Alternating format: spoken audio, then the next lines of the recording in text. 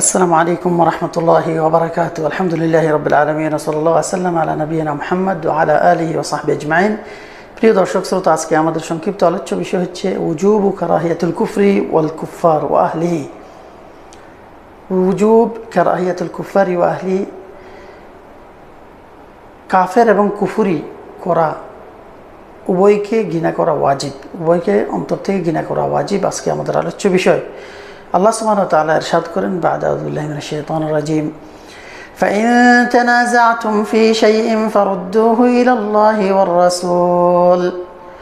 তোমরা যদি কোনো বিষয় মতো বিরোধ হও তাহলে সেই বিষয়টাকে আল্লাহ এবং তার রাসূলের দিকে প্রত্যাবর্তন করো।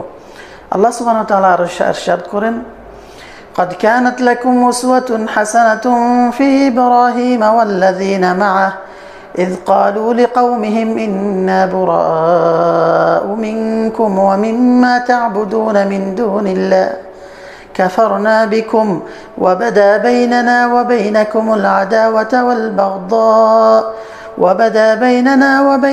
العداوة والبغضاء أبدا حتى تؤمنوا بالله وحده। এই আয়াতের লাস্ট পর্যন্ত আল্লাহ সুবহানাহু ওয়া তাআলা ইরশাদ করেন, قد كانت لكم أسوة حسنة, তোমাদের জন্য রয়েছে উত্তম আদর্শ, ফি ইব্রাহিম ওয়াল্লাযীনা মাআহ, ইব্রাহিম আলাইহিস সালাম এবং তার সাথে যারা রয়েছেন তাদের জীবন চিত্র। ইয ক্বালু লিকাওমিহিম, স্মরণ করো যখন তারা তাদের জাতিদেরকে বলেছিল, সম্প্রদায়কে বলেছিল, ইন্না বুরাআ মিনকুম ওয়া মিম্মা তা'বুদুনা মিন দুনিল্লাহ কাফারনা বিকুম, আমরা তোমাদের থেকে এবং তোমরা যা ইবাদত করো, যা কিছুর ইবাদত করো আল্লাহকে বাদ দিয়ে, উভয়ের প্রতি আমরা কুফরি করলাম।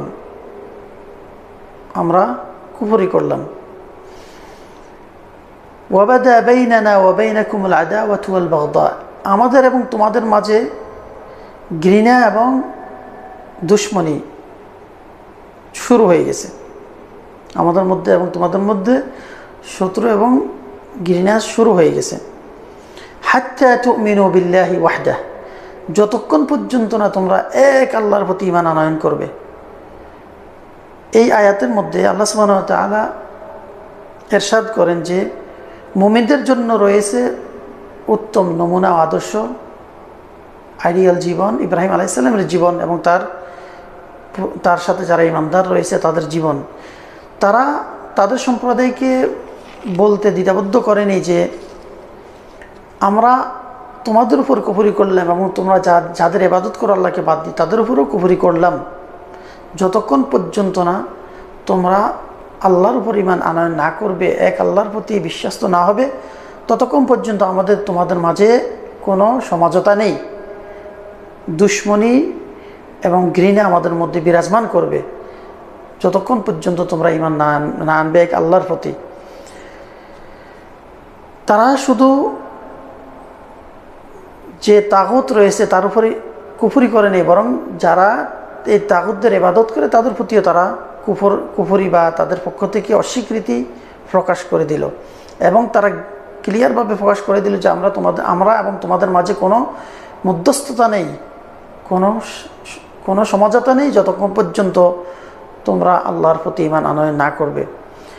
তাহলে ইব্রাহিম আলাইহিস সালাম এবং তার জাতির এই কথাগুলো আমাদের জন্য উত্তম নমুনা হয়ে দাঁড়িয়েছে। শুধুমাত্র ইল্লা কাওলা ইব্রাহিম আলাইহিস সালাম যখন তার বাবার জন্য আল্লাহর কাছে ক্ষমা চাইলেন, এই বিষয়টা ব্যতীত এটা আমাদের জন্য নমুনা নয়। কারণ ইব্রাহিম আলাইহিস সালাম তখনই আল্লাহর কাছে তার বাবার জন্য ক্ষমা চাইলেন যখন তিনি জানতেন না যে কোনো মুমিনের জন্য বৈধ না তার কোনো কাফেরের জন্য দোয়া করা বা ক্ষমা চাওয়া, তাদের জন্য মাগফিরাত কামনা করা। যখন এই জন্য আল্লাহ তাকে নিষেধ করে দেওয়ার পরে তিনি সেখান থেকে ফিরে আসলেন, তার বাবার জন্য আর ক্ষমা চাইলেন না। তো এই বিষয়ে আমাদের স্পষ্টভাবে ক্লিয়ার করে যে কুফরি যে সমস্ত কুফরি রয়েছে, কুফর আল্লাহ দ্রোহী যত শক্তি রয়েছে সেগুলোর প্রতি কুফরি করতে হবে, অস্বীকার করতে হবে এবং যারা তা অবলম্বন করে, তা কর্ম বাস্তবায়ন করে, কুফরি করে, তাদের সাথে কোনো সম্পর্ক রাখা যাবে না।